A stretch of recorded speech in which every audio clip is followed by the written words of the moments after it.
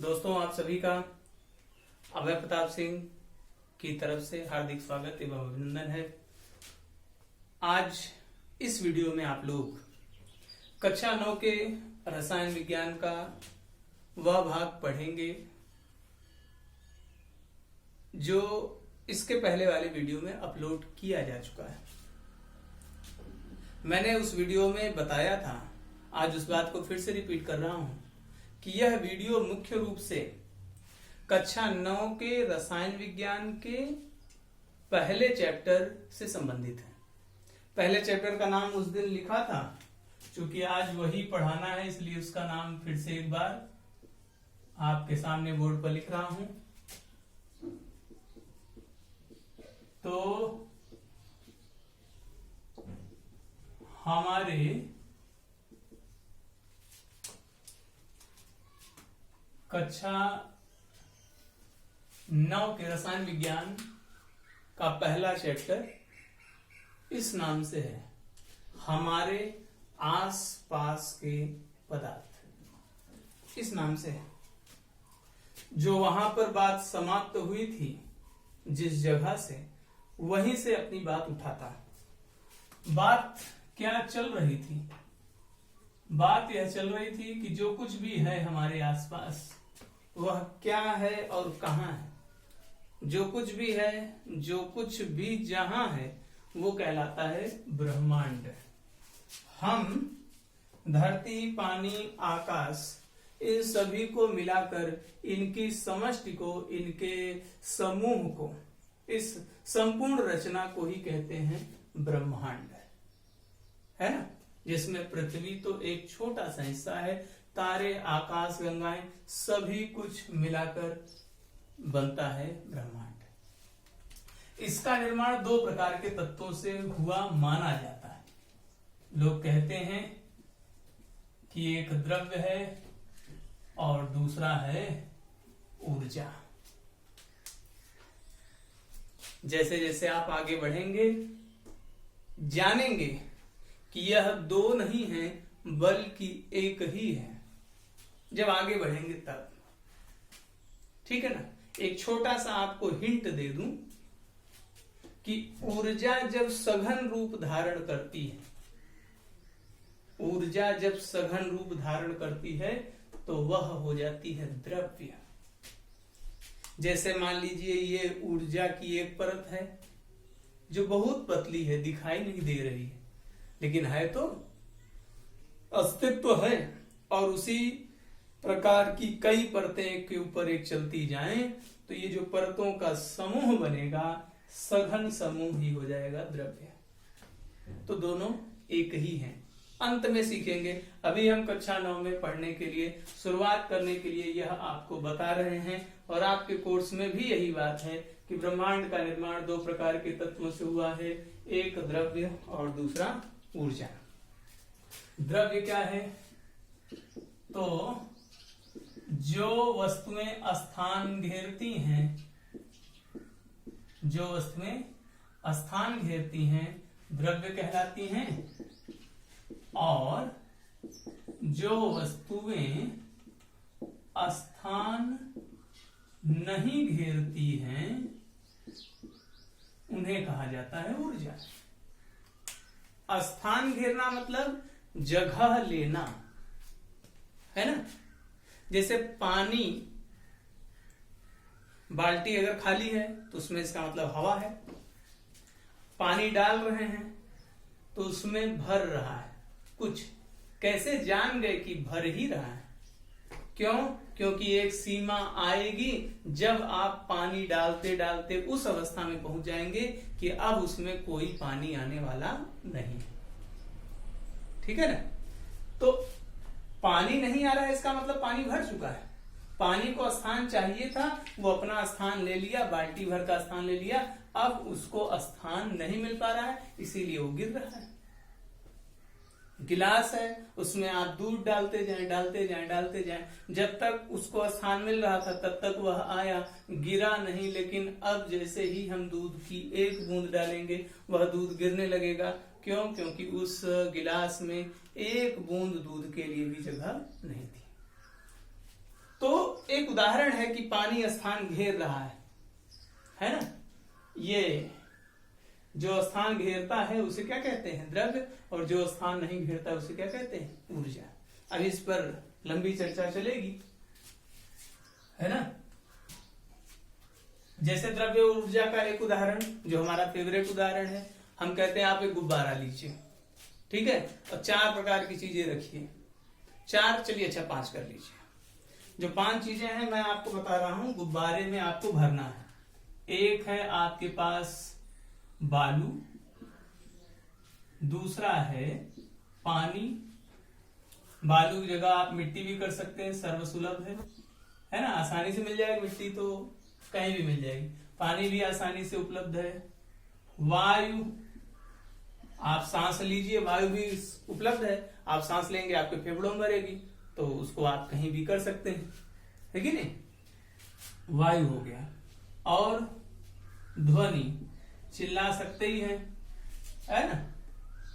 और चौथा है प्रकाश, टार्च से, बल्ब। सबके यहाँ बल्ब होगी, मुझे उम्मीद है कि वीडियो देखने वाले तो कम से कम प्रकाश से वंचित नहीं, ठीक है ना। प्रकाश से मतलब बल्ब है उनके यहाँ प्रकाश करने के लिए। तो ये 5 चीजें लीजिए और इन सभी को गुब्बारों में भरिए, ठीक है। तो गुब्बारे में भरना है इन सभी 5 चीजों को। मिट्टी भर लेंगे ना, उसमें करते जाइए थोड़ा थोड़ा महीन करके, ठीक है। तो बालू मिट्टी भर लेंगे। क्या देखना है? फूल रहा है कि नहीं। फूल रहा है, फूलना माने उसके आकार में बदलाव हो रहा है कि नहीं। तो बताइए आपका अंदाज क्या कहता है? करने लगेंगे तो अभी उत्तर नहीं दे पाएंगे। मन में सोचिए कि बालू भरे, मिट्टी भरे, वो गुब्बारा फूलेगा कि नहीं फूलेगा। फूल रहा है कि नहीं फूलेगा? फूल रहा है ना, तो ठीक। पानी भर लेंगे, किसी चीज से भरते रहिए, या पिचकारी, होली अभी बीती है कहीं ना कहीं से, आप नहीं खरीदे होंगे, बगल वाला मोहल्ले में कोई खरीदा होगा, लेके भरिए उसमें। फूल रहा है कि नहीं? गुब्बारा जैसे था वैसे ही है क्या? कोई कहे सर वैसे ही है, फूटा गुब्बारा नहीं लेना है, सही गुब्बारा है ना, तो सही लेंगे। तो जब उसमें पानी भरेंगे फूलेगा। हवा भरेंगे, गुब्बारा फुलाना होता है, जैसे बर्थडे रहता है तो आप फुलाते हैं ना मुंह पे लगा के, ठीक है। तो वैसे ही आपका ये मुंह गुब्बारा फूलेगा ना, तो ऐसे ही जब आप उसमें भरेंगे तो फूलेगा। ध्वनि, ध्वनि के लिए आप चिल्लाइए, उसमें गुब्बारे मुंह पे लगा के चिल्लाइए। अथवा लीड ले लीजिए या माइक, जो कुछ भी उपलब्ध हो आपके पास या आपके आस पास, आप लीड लगा के एक रस्सी से बांध दीजिए, कस के पकड़े रहिए। देखिए फूल रहा है कि नहीं फूल रहा है। आप 1 घंटे तक भी बजाएं, कई माइक लगा दे, कई स्पीकर लगा दे, फिर भी वह फूलने वाला नहीं है। प्रकाश, टार्च लगा दीजिए, उसके अंदर बल्ब लगा दीजिए, तो भी फूलने वाला नहीं है। तो ये ऐसी चीजें हैं जिसमें आप कह रहे हैं फूल रहा है। फूल रहा है मतलब क्या? स्थान घेर रहा है, यही बात तो हुई। फूलना मतलब उसको जगह चाहिए तो फुला रहा है, ठीक है ना। प्रकाश को, ध्वनि को डालने पर फूल नहीं रहा है। क्यों नहीं फूल रहा है? क्योंकि वह स्थान नहीं घेर रहा है। तो इन 5 चीजों में कौन द्रव्य है और कौन ऊर्जा, आप जान सकते हैं कि ये जो शुरू के 3 थे, जो स्थान घेरते हैं वो द्रव्य हैं, और जो स्थान नहीं घेरते हैं, जो गुब्बारे को नहीं फुला पा रहे हैं, वो क्या है? ऊर्जा। बात क्लियर? ये उदाहरण ध्यान में रखेंगे, इससे आप किसी भी चीज को कह सकते हैं कि वह द्रव्य में आएगा कि ऊर्जा में आएगा, ठीक है ना। तो चलिए अभी हम लोग इसके बारे में लिख लें। द्रव्य क्या? वे वस्तुएं द्रव्य को अंग्रेजी में कहते हैं मैटर। ठीक है, तो वे वस्तुएं जो स्थान घेरती हैं द्रव्य कहलाती हैं। वे वस्तुएं जो स्थान घेरती हैं द्रव्य कहलाती हैं। जैसे में 3 तो मैं लिखूंगा ही, बाकी 2 आप लिख लीजिएगा जो भी स्थान घेरते हो। आपके मन में आता है चेक करके गुब्बारे में डालकर सोचना है कि वह द्रव्य में आएगा कि नहीं। मैंने लिखा था बालू, मिट्टी भी आ गया, और मैंने लिखा था पानी और वायु। ठीक है, बहुत सारे उदाहरण हो सकते हैं, सभी को लिखना इतने कम समय में मुमकिन नहीं। आप जानते रहिए, आपके मन में धारणा स्पष्ट होनी चाहिए। ठीक है, दूसरा क्या मैंने कहा था कि दूसरा है ऊर्जा। उसको अंग्रेजी में क्या कहते हैं? उसको अंग्रेजी में कहते हैं एनर्जी। ठीक है, तो एनर्जी की परिभाषा क्या इसी के आधार पर बना सकते हैं। वे वस्तुएं जो स्थान नहीं घेरती हैं, जो स्थान नहीं घेरती हैं, ऊर्जा कहलाती, ऊर्जा कहलाती है। जैसे क्या बताइए? अभी लिखा था ना, ध्वनि लिखा था मैंने, प्रकाश लिखा था। ठीक है, ऊष्मा है, बहुत सारी, इतने उदाहरण आपको पर्याप्त है। जैसे जैसे वर्गीकरण होगा आप बता सकेंगे कि वो द्रव्य में है कि ऊर्जा में। जैसे रुई है कि नहीं, रुई किस में आएगा? द्रव्य में आएगा, क्योंकि रुई भरेंगे तो एक समय गुब्बारा फूलने लगेगा। आएगा कि नहीं आएगा? ठीक है ना। तो उसी प्रकार से आप वर्गीकरण की लिए इन परिभाषाओं को ध्यान रखेंगे और जो मैंने उदाहरण बताया है उसको ध्यान में रखेंगे। एक बात जो मैंने शुरू में ही आपको कही थी कि ये जो द्रव्य और ऊर्जा है वह दो नहीं है बल्कि एक है। कहा था ना, अभी शुरू में ही कहा था कि जब ऊर्जा की परतें सघन रूप धारण करती हैं तो वह क्या हो जाता है? द्रव्य। तो ब्रह्मांड की रचना माना जाता है कि दो तत्वों से हुई है, द्रव्य और ऊर्जा से, लेकिन इनमें कोई भेद नहीं है। ठीक है ना। जैसे एक बात और है, ऊर्जा दिखाई नहीं देती, अनुभव होता है। द्रव्य दिखाई देता है, अनुभव भी होता है। इसको एक छोटे से उदाहरण से मैं आपको और समझाऊं। आत्मा परमात्मा समझिए। जैसे परमात्मा शरीर लेके वो 4 भुजा वाला आपके सामने आने वाला नहीं है।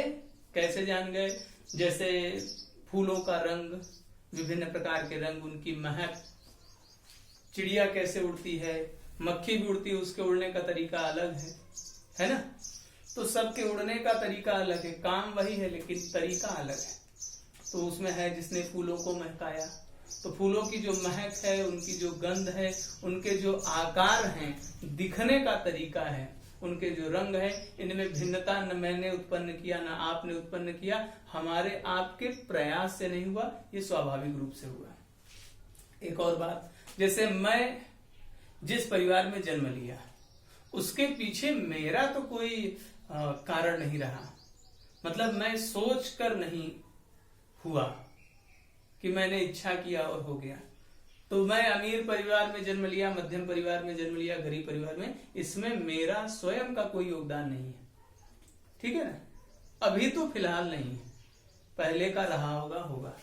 हाँ, लेकिन जो है, जो जिसको आत्मा कह रहे हैं, इस शरीर के अंदर है, वह व्यक्त रूप में है। तो जो व्यक्त है, जो दिखाई दे रहा है, वो द्रव्य है। जो अव्यक्त है, जो दिखाई नहीं दे रहा है, केवल अनुभव किया जा सकता है, वो क्या है? आपका है ऊर्जा। ऊर्जा दिखती नहीं। करंट होता है बिजली में, है ना, दिखता नहीं, आप पकड़ लेंगे, अनुभव होगा। कोई कहे सर हम तो देखे हैं वो चिड़चिड़ाता रहता है, वो प्रकाश देख रहे हैं आप, विद्युत नहीं है। जो दिख रहा है वो प्रकाश है। कोई सर कहे हम तो सुनते हैं सर वो चिड़चिड़ाता है, जो आप सुन रहे हैं वह भी प्रकाश नहीं है, वो ध्वनि है। फिर भी आप विद्युत नहीं जान पाए।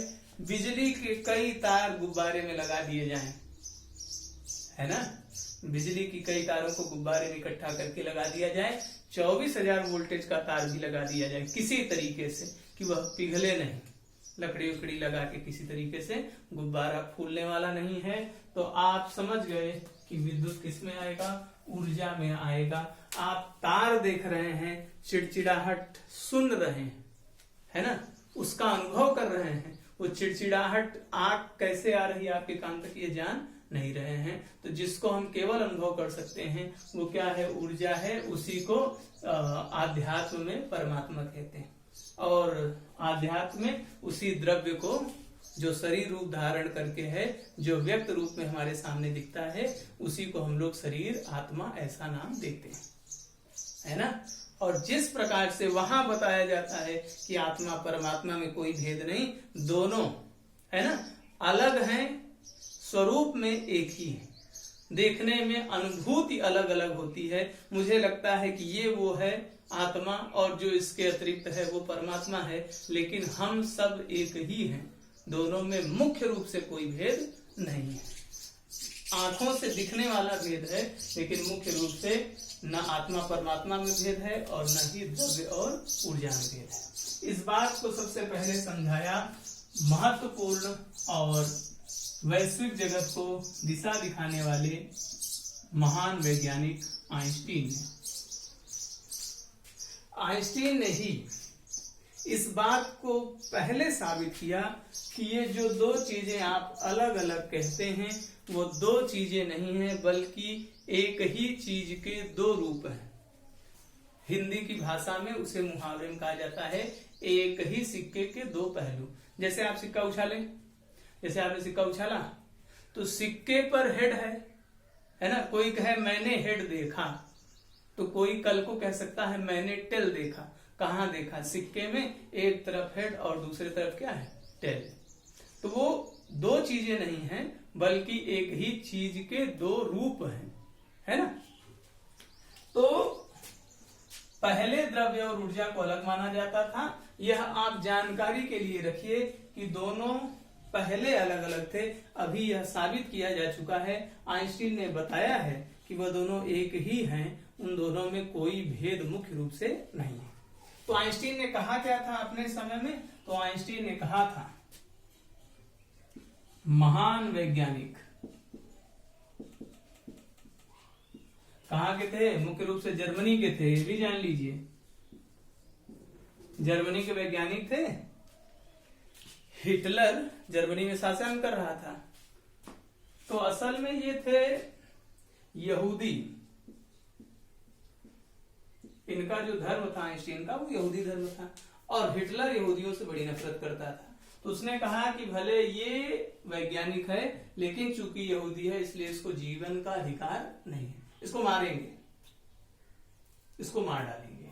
तो जैसे ही आइंस्टीन को खबर लगी कि हमारा जीवन संकट में है, वह तुरंत जर्मनी छोड़ के भाग गए अमेरिका, और अमेरिका ने उनको कहा आप हमारे यहाँ काम कीजिए, हमें नई नई खोजें दीजिए, वैज्ञानिक आविष्कार कीजिए, हम आपको सहायता देंगे, हम आपकी रक्षा करेंगे।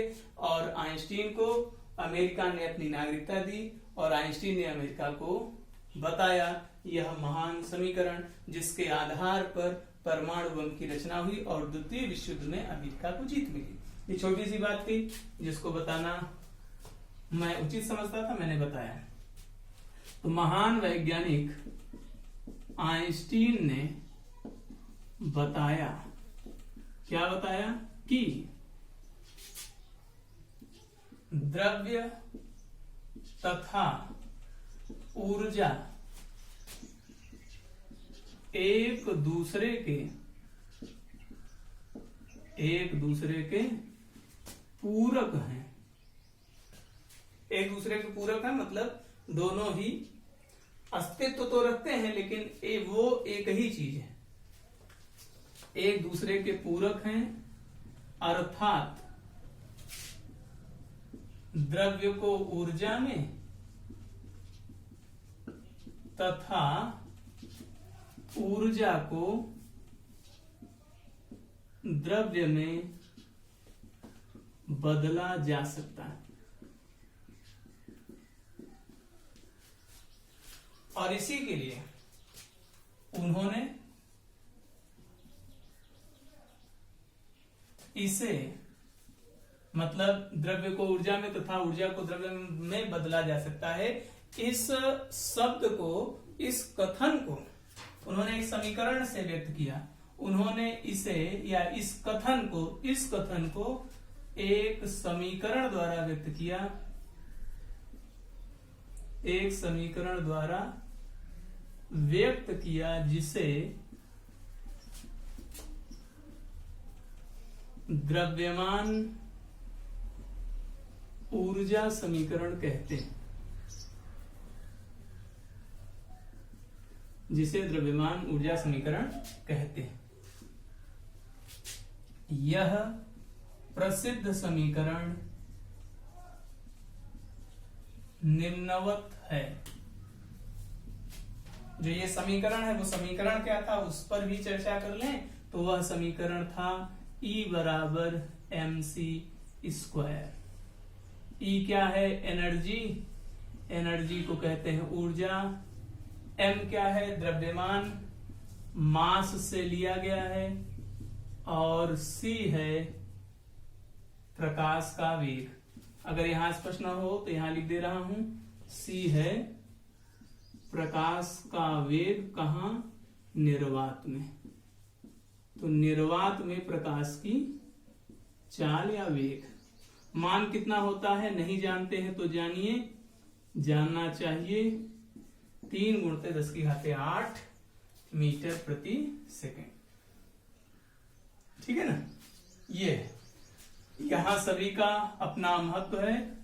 E एनर्जी से है और M मास के लिए, और C है velocity of light in vacuum. Vacuum माने निर्वात। ठीक है ना? तो ब्रह्मांड की रचना मुख्य रूप से कितने तत्वों से? 2 तत्वों से, द्रव्य और ऊर्जा। जो स्थान घेरे द्रव्य है, जो स्थान न घेरे वो क्या है? ऊर्जा। द्रव्य व्यक्त होता है और ऊर्जा अव्यक्त रहती है। उदाहरण से मैंने बात समझा दिया है।